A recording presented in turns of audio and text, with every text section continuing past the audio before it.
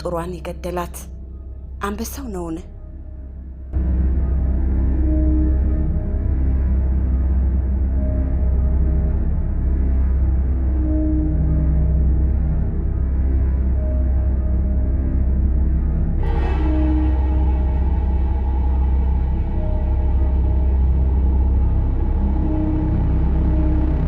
በሐዘን ከመዋጡ የተነሳ መላ ሰውነቱ የሚንዘፈዘፍ አንድ መካከለኛ እድሜ ያለው ሰው ጉርሱም አውራጃ ፖሊስ ጽሕፈት ቤት ቀርቦ ሚስቴ ወደ ገበያ ስትሄድ አንበሳ ስለበላት አስከሬኗ በፖሊስ ይሰብሰብልኝ ሲል አመለከተ።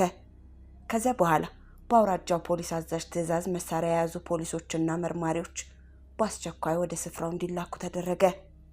ፖሊሶቹ ከጫካ ውስጥ እንደደረሱ ያገኙት ነገር ከሟች አካል ጥቂቱን ብቻ ነበር። ጫካውንም ካሰሱ በኋላ በዚህ አካባቢ አንድም አውሬ አላገኙም። የሟችን የአካል ቁርጥራጭ ከሰበሰቡበት አካባቢ ሌላ ምልክት አልተገኘም። ይህንኑ በማብራራት ለአውራጃው ፖሊስ ሪፖርት ካቀረቡ በኋላ ነፍሰ ጡሯን የገደላት አንበሳው ነውን የሚለውን ምርመራ እንደገና የሚያጣሩ ፖሊሶች ወደ ስፍራው እንዲሰማሩ ተደረገ። ፖሊሶች በመጨረሻ ያገኙትን ውጤትና የቡድኑ መሪ በምርመራ መዝገቡ መቅደም ላይ ካሰፈረው ሀተታ ውስጥ ፍሬ ነገሩን ብቻ አውጣተን እንዲህ አቅርበነዋል።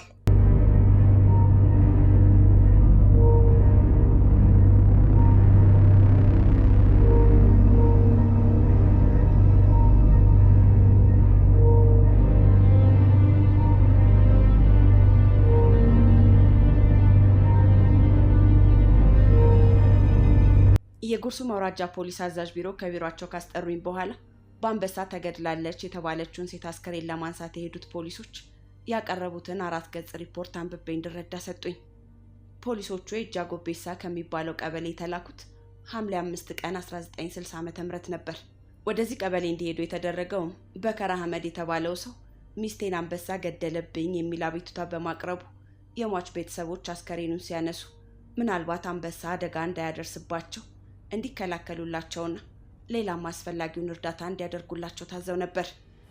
በዚህ ትዕዛዝ መሰረት ወደ ጉርሱም የተላኩት ፖሊሶች ያቀረቡት ሪፖርት የሚከተለው ነው። የሟች አስከሬን ከተገኘበት ቦታ የደረስነው እኩለ ቀን ላይ ሲሆን በዚህ ጊዜ በአካባቢው አንድም ሰው አልነበረም። የሟች አስከሬን የተገኘው ከየቁጥቋጦ ስር በመሆኑ ከያለበት ለቅመን በአንድነት ሰብስበነዋል። የሟችን ከአንገት በላይ አካል በአንድ ስፍራ እንደተሟላ አግኝተነዋል። የሟች አስከሬን ከተገኘበት ስፍራ ጥቂት እልፍ ብሎ በሰፊው መሬት ላይ የተንጣለለ ጫካ አለ። ከጫካው ግራና ቀኝ አንዳንድ የቡና ገበሬዎች በእርሻቸው ውስጥ ተሰማርተው ይታያሉ። በጫካው መዳረሻ ላይ የሟቿን ልብሶች እንደተጠቀለሉ በአንድ ቁጥቋጦ ስር አግኝተናል። በልብሶቹ ላይ የደም ነጠብጣብ ከመታየቱ በቀር አልተቀዳደዱም። በዚህም ምክንያት ሴትዮዋ በአውሬ ብትበላ ኖሮ ልብሶቿ እንደተጠቀለሉ በአንድ ስፍራ ላይ ሊገኙ ይችሉ ነበርን የሚል ጥርጣሬ አሳድሮብናል። ለሁሉም የተገኘውን አስከሬን በሐኪም ለማስመርመር ይዘን መተናል። አስከሬኗ ከወደቀበት ስፍራና በአካባቢው ከዚህ በቀር ያገኘነው የለም።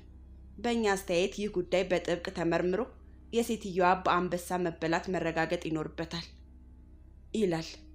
ይህን ሪፖርት አንብቤ ከተረዳው በኋላ ምን ማድረግ እንዳለብኝ አለቃዬን ብጠይቃቸው የሴትዮዋ አስከሬን በተገኘበት አካባቢ ተገኝታችሁ ፖሊሶቹ ያቀረቡትን ሪፖርት መሰረት በማድረግ ጉዳዩን እንድታጣሩ ተመድባችኋል።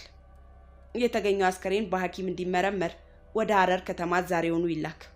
የሬሳ ምርመራው ውጤት እስኪደርሰን ድረስ እናንተ በስፍራው ተሰማርታችሁ ልታጣሩ የሚገባችሁ በዚያ ቦታ ዘውትሮ አንበሳ ይገኝ እንደሆነና ከዚህ ቀደም ሰው ተተናክሎ እንደሆነ ነው። ከዚህ በቀር የሟችን አኗኗርና ከአካባቢው ጋር ያላትን ሁኔታ ማጥናቱ ፍንጭ ለማግኘት ይረዳችኋል። ከሬሳው ምርመራ የሚገኘው ውጤት የተሻለ ፍንጭ ስለሚሰጠን ውጤቱ ካላችሁበት ቦታ ድረስ ይላክላችኋል። እግዚአብሔር ይቅናችሁ ሲሉ የአውራጃው ፖሊስ አዛዥ አሰናበቱን።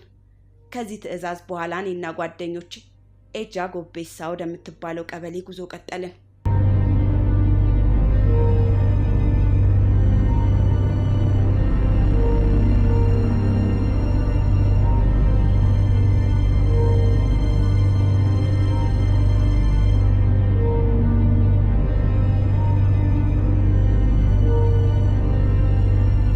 ጃጎቤሳ የምትባለው ቀበሌ የምትገኘው በጉርሱም ወረዳ ውስጥ ነው። የጉርሱም ወረዳም የሚገኘው በሐረርጌ ጠቅላይ ግዛት በጉርሱም አውራጃ ውስጥ ነው።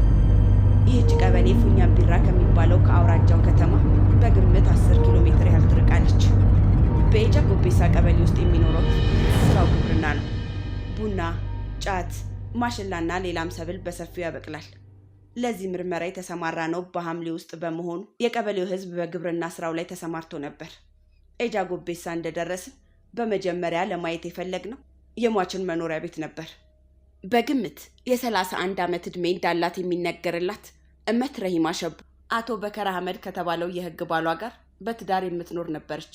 ከዚሁ ባሏ 2 ለአካለ መጠን ያልደረሱ ልጆች የወለደችና 7 ወር ያለፋት ነፍሰ ጡር እንደነበረችም አረጋገጥን። ከሐዘኑ ቤት ገብተን ከባሏ ጋር ሰፋ ያለ ንግግር አድርገናል። እሱም እንዳስረዳን ሟቿ ዘወትር ጧት ጫቷን ከጓሮዋ ቆርጣ ያንኑ ለመሸጥ ወደ ፉኛም ቢራ ከተማ ትሄድ ነበር። በዚሁ መሰረት ከ8 ቀን በፊት ጫት ለመሸጥ ወደ ከተማ እንደወጣች ሳትመለስ ቀረች። ከባሏ ጋር ጠብ አልነበራቸውም። ሆኖም በዚህ አካባቢ እንደተለመደው ወደ ገበያ የወጡ ሴቶች ሲመሽባቸው ከየዘመዱ ቤት ያድራሉ። በዚህም ምክንያት በማግስቱ ትመጣለች ብሎ ይጠብቅ ነበር። በዚህ ሁኔታ ብዙ ቀኖች ስላለፉ ሚስቱን ለመፈለግ ወደ ከተማ ወጥቶ ቢያጠያይቅ ሊያገኛት አልቻለም። በመካከሉ አንድ ያልታወቀ ሰው በአንበሳ ተበልቷል የሚል ወሬ በመንደር ውስጥ በመሰማቱ ጎረቤቶቹን ይዞ በየጫካው ሲፈልግ የሚስቱ አስከሬን እንዳልነበር ሆኖ ማግኘቱን አጫወተን። የሟች ባል ይህን ካስረዳን በኋላ በእርግጥ ሚስቱን የገደላት አንበሳ ነው ብሎ ያምን እንደሆነ ጠይቀነው ነበር። እሱም ለተወሰኑ ደቂቃዎች ያህል ካሰላሰለ በኋላ ይቅም የነበረውን ጫት እያጣጣመ እኔም ሆንኩ እሷ ጠላት ስለሌለን ታዲያ ማን ልጠርጥር ሲል መልስ ሰጠን። ከዚህ በኋላ አስከሬኗ የተገኘበትን ቦታና አካባቢውን ለመመልከት እሱን መሪ አድርገን ወደ ጫካው ተሰማራን። በዕለቱ ኃይለኛ ዝናብ ከጣለ በኋላ ለብ ያለች ፀሐይ ስለፈነጠቀች ገበሬዎች በሬዎቻቸውን ጠምዶ የሚያርሱበት ጊዜ ነበር። በእኛ ግምት ሴትየዋ በመጀመሪያ ባውሬ በተያዘችበት ወይም በተገደለችበት አካባቢ ብዙ ደም ፈሶ እናገኛለን የሚል ተስፋ ነበረን። የሟቹ አስከሬን የተገኘበትን ቦታ ካየን በኋላ በአካባቢው ጠንካራ ፍለጋ ብናደርግም የምንፈልገውን ምልክት አላገኘንም። ሆኖም የአካባቢውን ሁኔታ ለማጥናት ብዙ አጋጣሚ ነገሮች አመችተውናል።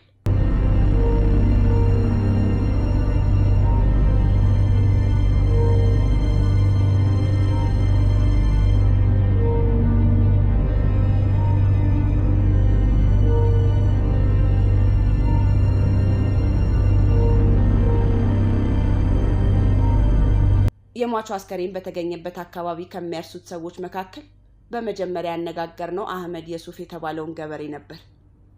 አህመድ መካከለኛ ዕድሜ ያለውና በኑሮውም መጠነኛ የሆነ ነው። ሟቿን ያውቃት እንደነበርም ገልጾልናል። አንበሳ ሰው መብላቱን በመጀመሪያ ተናግሯል የተባለው ይኸው ሰው መሆኑን ብንሰማም ስለዚህ ጉዳይ በዚህ ቀን አላነሳንበትም።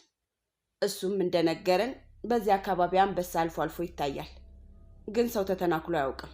በአካባቢው የውሃ ምንጭ ስላለ አንበሳው የሚመጣው ውሃ ፍለጋ ነው ይባላል። መሸት ሲል በአካባቢው ጅቦችና ሌላም አውሬዎች በብዛት ሲጮህ ይሰማል። እንዲያውም የሟች አስከሬን በተገኘበት አካባቢ ያገኘነው የብዙ ጅባ ጎዳ ወይም ዱካ እንጂ አንበሳ አልነበረም። ከአንዳንድ የአካባቢው ነዋሪዎች እንደተረዳ ነው የሟቿ ሬሳ የተበላው በጅብ ብቻ ለመሆኑ አንዳንድ ምልክቶች ነግረውናል። ከምልክቶቹም አንዱ አጽሞቹ በየቦታው ተበታትነው በየጉድጓዱ ውስጥ መገኘታቸው ነው። ለመጀመሪያው ቀን ይህን ካጣራን በኋላ ወደ ፉኛም ቢራ ከተማ ተመልሰን አንዳንድ ሁኔታዎችን መከታተል እንደጀመርን በ3ኛው ቀን የሬሳው ምርመራ ውጤት ደረሰን።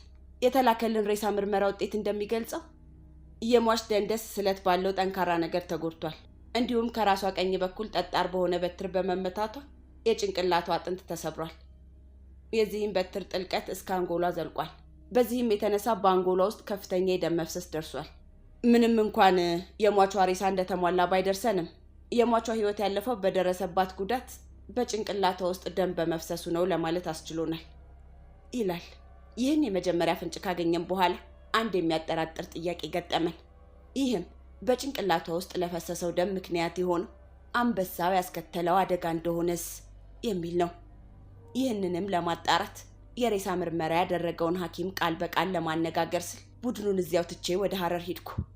ከዚያም እንደደረስኩ ከሐኪሙ ጋር ራሴን ካስተዋወቅኩ በኋላ ይህንኑ ጥያቄ ያቀረብኩላቸው። ሐኪሙም በሬሳው ምርመራ ጊዜ የመዘገቡትን ማስታወሻ እየተመለከቱ አንዳንድ ጠቃሚ ነገሮችን አስረዱኝ። ከሐኪሙ እንደተረዳሁት በራስ ቅሏ ውስጥ የፈሰሰው ደም ከአውሬው አደጋ ጋር ሊገናኝ አይችልም። በአንጻሩ ካለው ግድግዳ በተሰቀለው ስዕል ላይ የሚታዩትን የሰው የውስጥ አካል አሰራር፣ የነርቮችና የደም መመላለሻ ቦዮች ወይም ደም ስሮች አሰራርና ግንኙነት እየጠቆሙ ባስረዱኝ መሰረት ባንጎሎ አካባቢ ያለው አካል አደጋን ለመከላከል ምን ያህል ጠንካራ እንደሆነና ነገር ግን እንዳጋጣሚ ከፍተኛ ኃይል ሲደርስበት በፍጥነት ሊጎዳ እንደሚችል ተገነዘብኩ። በዚህ ምክንያት ሟቿ ከአውሬ ጋር ስትታገል በሚደርስባት መንገላታት ብቻ በጭንቅላቷ ውስጥ የሚገኘው ደም መመላለሻ ሊጎዳ እንደማይችልና የሴትዮዋን የራስ ቅል መተው ይሁነኝ ተብሎ የተሰነዘረ ሌላ ኃይል መሆኑን አምኜ ተመለስኩ። ከዚህ በኋላ ነፍሰ ጡሯን የገደላት አንበሳው ነውን የሚለውን ጥርጣሬ መነሻ እዚህ ላይ ዘግተን ረሂማን በሰው እጅ ተገድላ በጫካ ውስጥ በመጣሉ ሬሳዋን አውሬ በልቶታል የሚለውን ፍንጭ መሰረት አድርገን ምርመራችንን በሰፊው ቀጠልን።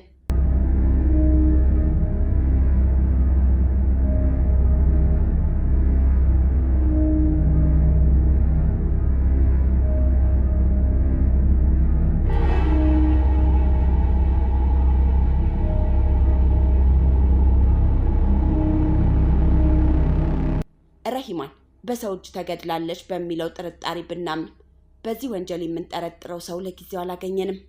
ሟቿ ባለባል ከመሆኗም በላይ የግድያ ወንጀል የተፈጸመበት አካባቢና ቀኑ ገና አልታወቀም።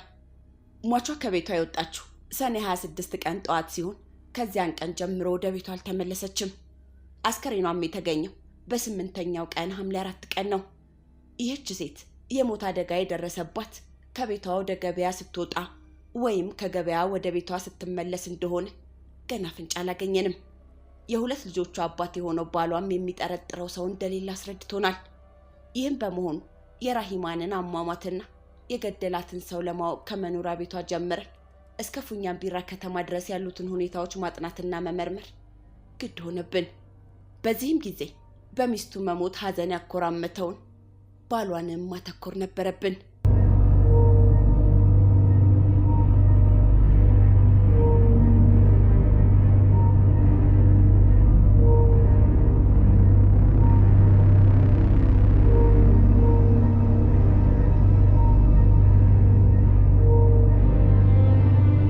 በዚህ ምርመራ ላይ የመጀመሪያው እርምጃ ረሂማ የሞተችው በአንበሳ ነውን ወይስ ሬሳዋን አውሬ የበላው በሰው እጅ ተገድላ ከተጣለች በኋላ ነው የሚለውን ማጣራት ነበር። እነዚህን ሁለት የምርመራ ጭብጦች መስርተው በቀበሌው የተሰማሩት ፖሊሶች ያስገኙት ውጤት የሚከተለው ነው። የረሂማ አስከሬን በተገኘበት አካባቢ ተሰማርተን ባደረግነው ፍለጋ ብዙ አጠራጣሪ ነገሮች ገጥመውናል። ከሁሉ በፊት ሟች በአንበሳ መበላቷን መንደረተኛው ሁሉ አምኖ የተቀበለው ወሬ ሆኖ ሰንብቷል። በአካባቢው በብዛት የሚገኘው አውሬ ጅብ ሆኖ ሳለ ረሂማንን የበላት አንበሳ ነው የሚለው ወሬ ለምን እንደተነዛ ግን ግልጽ አልሆነልንም። ያም ሆነ ይህ በእኛ በኩል ሟቿ በመጀመሪያ በሰው እጅ ከተገደለች በኋላ ሬሳዋ በጫካ ውስጥ በመጣሉ አውሬ የበላት መሆኑን ከሞላ ጎደል የሚያሳምን ማስረጃ አግኝተናል። ረሂማ በሰው እጅ ለመገደሏ ማስረጃ የሆኑት አንደኛ ሐኪሙ የሰጠው ምስክርነት፣ ሁለተኛ ልብሶቿ በአንድነት ተጠቅልለው በአንድ ዛፍ ስር መገኘታቸው፣ ሶስተኛ አስከሬኗ የተገኘው ወደ ገበያ ከሚያስኬደው የእግር መንገድ 500 ሜትር ያህል ርቆ መገኘቱ ነው። የመጀመሪያው የምርመራ እርምጃችን ሟቿ በሰው እጅ መገደሏን የሚያረጋግጡ ውጤቶች ቢያስገኝም የወደፊቱ ከፍተኛው ጥረታችን ረሂማን ማን ገደላት የሚለውን ምርመራ ውጤት ማስገኘት ይሆናል። ይህን ምርመራ ለማጣራት ደግሞ ብዙ ጥቃቅን ነገሮችን አንድ በአንድ ማየት ይኖርብናል። በመጀመሪያው ሳምንት የረሂማንን አሟሟት ምርመራ በምንከታተልበት ጊዜ ብዙ ጠቃሚ ነገሮችን ሰብስበናል። ሟቿ ወደ ገበያ ስትሄድ አብረዋት የሚሄዱት የመንደር ሴቶችን፣ ሌላም ልንገልጸው የማንፈልገው የሟችን ሕይወት አጥንተናል። በመንደር ውስጥ የሰው ሚስት የሚያማግጡ ጎረምሶችን፣ በመንገድ ላይ ሴቶችን እያነቁ ለመገናኘት የሚሞክሩ ህገወጥ ሰዎች እነማን እንደሆኑ አውቀናል። በዚህ ምክንያት ምርመራችን በብዙ አቅጣጫ እንዲያተኩር ተደርጓል። ከሁሉ በፊት ለማጣራት የፈለግነው በሟቿ መኖሪያ ቤት ውስጥ ያለውን ሁኔታ ነበር። በምርመራ ስራ ላይ ሁሉን ነገር መጠራጠር ውጤት ስለሚሰጥ ሐዘኑ የጸናበት የሟች ባል በምርመራ ስምሪታችን ውስጥ ተጠቃሽ ከሆኑት ሰዎች አንዱ ነበር። በከር ከሚስቱ ጋር የዕለት ጸብና ለግድያ የሚያበቃው ቂምም አልነበረውም። እንዲያውም ገበያ እየወጣች ጫት በመሸጥና ልዩ ልዩ የንግድ ስራዎችን በማከናወን ለቤቱ ዋልታ ሆና የምታስተዳድረው እሷ ስለነበረች በእሷ ሞት ምክንያት ሊቋቋመው የማይችለው ችግር ደርሶበታል። ለሱ ቅርብ ከሆኑ ሰዎች ለመረዳት እንደቻልነው በከር በሚስቱ ሞት የሚጠረጠር ሰው አልሆነም። በዚህም ምክንያት በዚያ በኩል የምናደርገውን መከታተል አቀዝቅዘን በአቅራቢያው ከሚኖር ከአንድ ተጠርጣሪ ላይ ማተኮር ጀምረን ነበር። ይህ ሰው አብዛኛውን ጊዜ ወደ ፉኛምቢራ ከተማ የሚመላለስ ከግብርናው ስራ ይልቅ ተዘዋዋሪነትን የሚያዘወትር ሰው ነው። የዚህ ሰው ስራ ግልጽና ቋሚ አይደለም። አንዳንድ ጊዜ ፍየሎች ከየባላገሩ እየገዛ ወደ ከተማ እየወሰደ ይሸጣል። አንዳንድ ጊዜ ደግሞ ሳሙናና ሌላም ቀላል ነገር በየመንደሩ እያዞረ ለሴቶች ይሸጣል። በክረምቱ ወራት ደግሞ ጋዝ ይቸረችራል። በዚህም ምክንያት አብዛኛውን ጊዜ ግንኙነቱ ከመንደሩ ሴቶች ጋር በመሆኑ በዚህ ወንጀል ጠርጥረነው ነበር። ሆኖም ወንጀሉ በተፈጸመበት ሰሞን ታማሚ ሆኖ በቤቱ የተኛ ስለሆነ ጥርጣሬያችን ባሰብነው መንገድ ብዙም አላስኬደንም።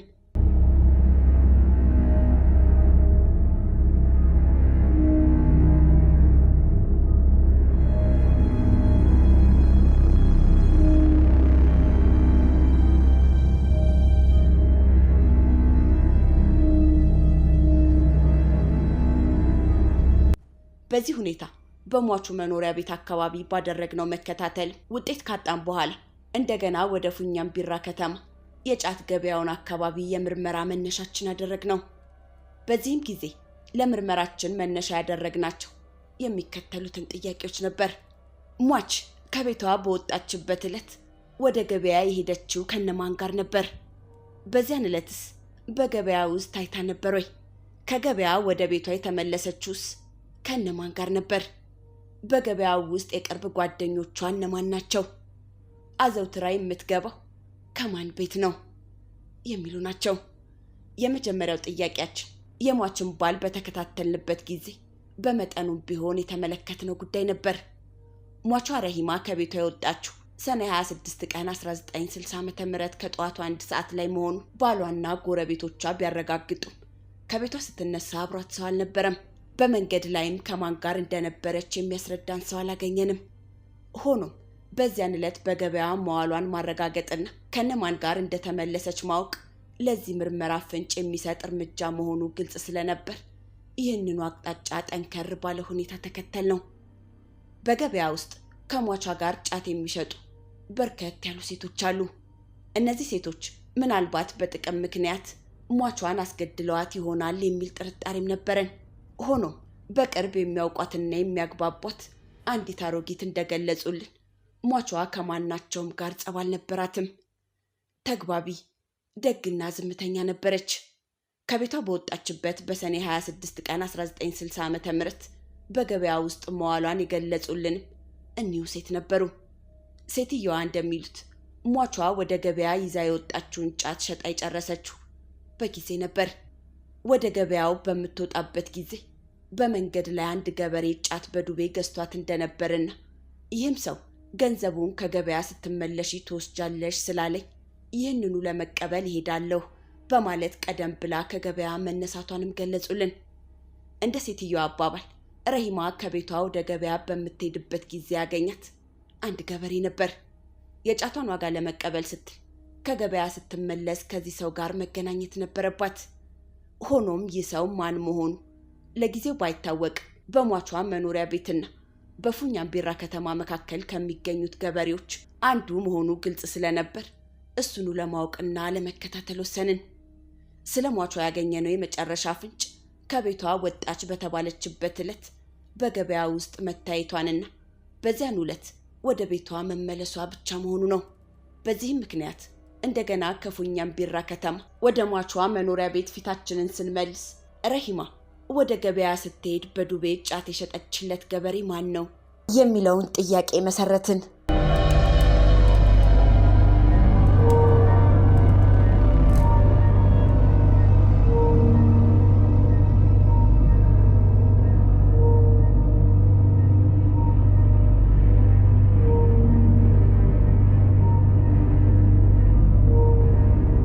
ረሂማ በምታልፍበት መንገድ ግራና ቀኝ ብዙ የእርሻ ቦታ ስላለ ገበሬዎችም ያንኑ ያህል በርካታ ናቸው። ከነዚያ መካከል ከሟቿ ላይ ጫት በዱቤ የገዛውን ሰው ለማወቅ ሁሉንም መጠየቅ ነበረብን። ይህንንም ብናደርግ ከሟቿ ጫት የገዛውት እኔ ነኝ ብሎ የሚያምንልን ሰው ለማግኘት እንደማንችል ተገንዝበን በሌላ ዘዴ ለመከታተል አቀድን።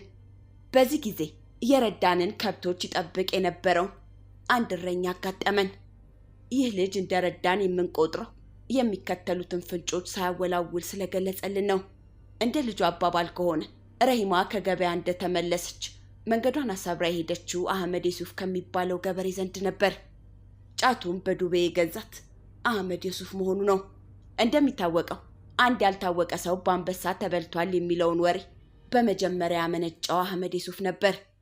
አህመድ የሱፍን በመጀመሪያ ለምርመራ በተሰማራንበት ዕለት አግኝተነው ባነጋገርነው ጊዜ የሰጠን መልስ አንበሳ በዚህ አካባቢ የሚገኝ መሆኑን ነበር። ምርመራችን እንደገና ወደዚህ ሰው ቢያተኩርም ሟችን የገደላት እሱ ለመሆኑ በቂ ማስረጃ ስላላገኘን ለጊዜው ልንይዘው አልቻለም። ስለዚህ አህመድን በዚህ ወንጀል ይዘን ለመጠየቅ የሚያስችሉንን ለወንጀሉ መፈጸም የሚያረጋግጡና ሌሎች ማስረጃዎች ለማግኘት ከፍተኛ ጥረት ማድረግ ጀመርን። በዚህም ጊዜ ዓላማችንን ለማሳካት የረዳን ራሱ አህመድ ነበር።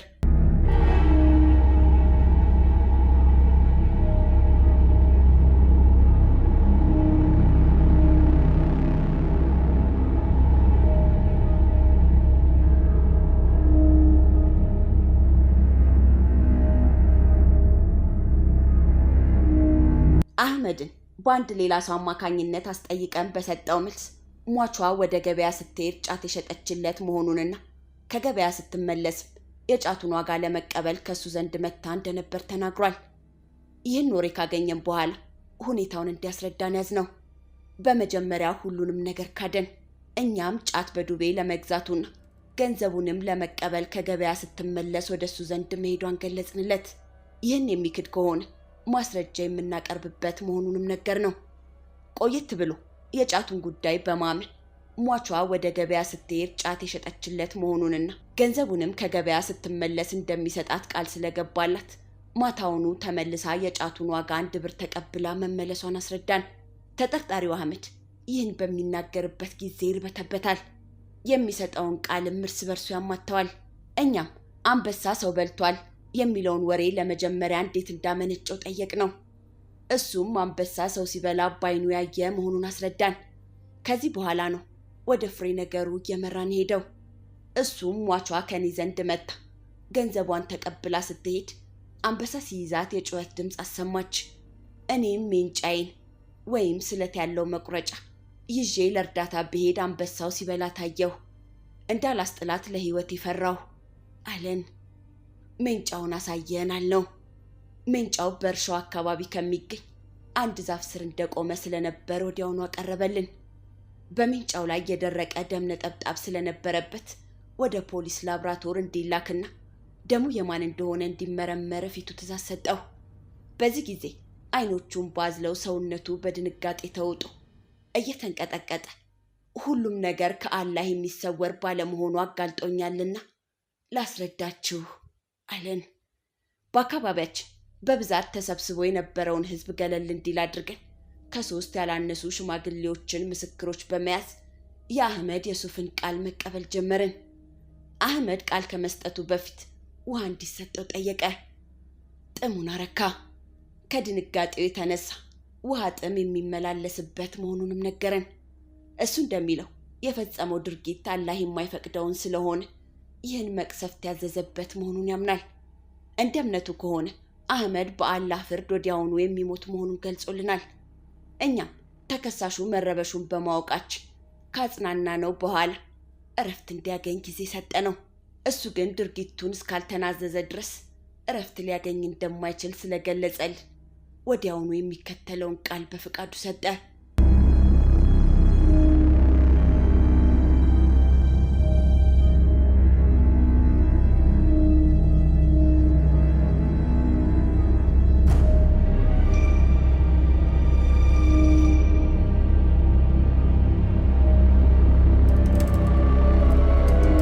ረሂማን አውቃታለሁ አለን።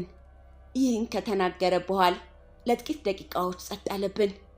እንደገና ደግሞ ደግ ሴት ነበረች አለን። ሌላም ብዙ ሚስጥር አጫወተን። በዚያን ቀን እኔ ትክክል አልነበርኩም። ጠዋት ወደ ገበያ ስትሄድ ከመንገድ ጠብቄ የ1 ብር ጫት ገዛኋት። ገንዘቡን ከገበያ ስትመለስ እንደምሰጣት ነገርኳት። እሺ አለችና ሄደች። ከገበያ ስትመለስ ገንዘቡን አምጣለችኝ። የገደልኳት በዚያ ጊዜ ነው አለን። ሟቿን ለመግደል የተነሳሳው ገንዘቡን አምጣ ስላለችህ ነው ወይስ ሌላ ቂም ነበረ አልነው። ገንዘቡንማ ሰጥቻት ወደ ቤቷ ለመመለስ ጉዞ ቀጥላ ነበር። ተከትዬ የያዝኳት ከጫካው ውስጥ ስትደርስ ነው። እኔ የምፈልገውን እሷ አልተስማማችም ነበር አለን። ተከሳሹ ወንጀሉን እንዴት እንደፈጸመ ሲያስረዳ ከገደልኳት በኋላ የማደርገው ጠፋብኝ። ልብሷን ከሬሳው ላይ አውልቄ ለሚስቴ ለመስጠት አሰብኩና ካዘጋጀሁት በኋላ በግድያው ጠረጠራለሁ በማለት ከዛፍ ስር ጣልኩት። ሬሳዋንም አውሬ እንዲበላው ራቅ ካለ ስፍራ ጣልኩት። በማግስቱም ሄጄ ብመለከት አውሬ አልበላውም ነበር።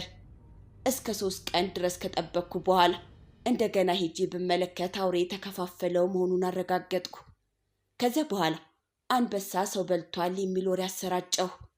አንበሳ በላት የሚለውን ወሬ ለማሰራጨት የፈለግኩት የሐረርጌ ጅብ ብዙ ጊዜ ሰውን እንደማይተናኮል ስለማውቅ ወሬው ተቀባይነት እንዲያገኝ ለማድረግ ነበር።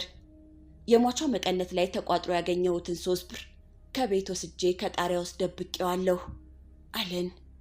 በዚህ ሁኔታ የእምነት ቃሉን ከተቀበልን በኋላ ወንጀል የተፈጸመበትን ቦታ በሕዝብ ፊት አስመርተን ከቤቱ ጣሪያ ላይ የደበቀውን የሟችን 3 ብር አስወጥተን ኤግዚቢት በማድረግ ምርመራውን አበቃን። ተከሳሹንም ለቀዳሚ ምርመራ ፍርድ ቤት ወዲያውኑ አቅርበነው ስለነበር ለፖሊስ እንደሰጠው ቃል ለፍርድ ቤቱ ወንጀሉን በዚሁ ሁኔታ አረጋገጠ። ከዚያም ለከፍተኛው ፍርድ ቤት ቀርቦ ጉዳዩ በፍርድ እስኪወሰን ድረስ ወህኒ ቤት እንዲገባ ተደርጓል ሲሉ የምርመራው ቡድን መሪ ማስታወሻቸውን ፈጽመዋል። ምርመራው በሚገባ እንዲጣራ መመሪያ በመስጠት የተከታተሉት የወረዳው ፖሊስ አዛዥ ሻምበል ክፍሌ ሸዋ ሞልቶት ቢሆኑ በየቦታው ተሰማርተው ማስረጃ በመሰብሰብ ከፍተኛ ተግባር የፈጸሙት ወታደር አሰፋ ታረቀኝ፣ ወታደር ተስፉ መኮንን፣ ወታደር ወልደ ሚካኤል ነገሮና ወታደር አስራት ወልደ ጊዮርጊስ የተባሉት መሆናቸውን የምርመራ መዝገቡ ያስረዳል። እነዚህ ፖሊሶች በዚህ ምርመራ ላይ ያሳዩት ትልቅ ሙያ በአውሬ ተበላች የተባለችው ሴት በሰው የተገደለች መሆኗን በመጠራጠር በመጀመሪያ በወሰዱት እርምጃና ወንጀለኛውንም ለማግኘት ተስፋ ባለመቁረጥ ባከናወኑት ተግባር ነው። ወንጀል ከተፈጸመበት ወይም አደጋ ከደረሰበት ቦታ በመጀመሪያ የሚደርሱ ፖሊሶች በጥንቃቄ የሚሰበስቧቸው ማስረጃዎች ወደፊት ለሚገኘው የምርመራ ውጤት መሰረት ሊሆን መቻሉን በዚሁ እንረዳለን።